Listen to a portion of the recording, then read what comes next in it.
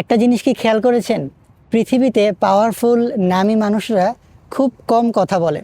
কারণ কি জানেন?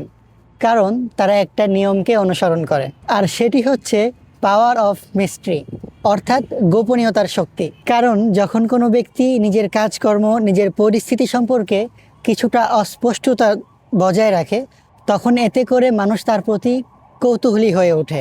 আর স্বভাবগতভাবেই মানুষ অজানা জিনিসের প্রতি কিছুটা কৌতূহলী হয়।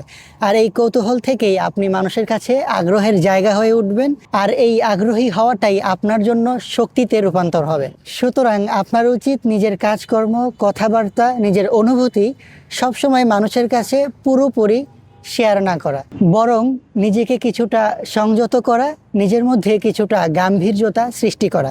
এতে করে আপনি মানুষের কাছে আগ্রহের জায়গা হয়ে উঠবেন, আর এটা আপনার সফট পাওয়ারে পরিণত হবে। ভিডিওটা ভালো লাগলে অবশ্যই চ্যানেলটিকে সাবস্ক্রাইব করতে ভুলবেন না। আল্লাহ হাফেজ।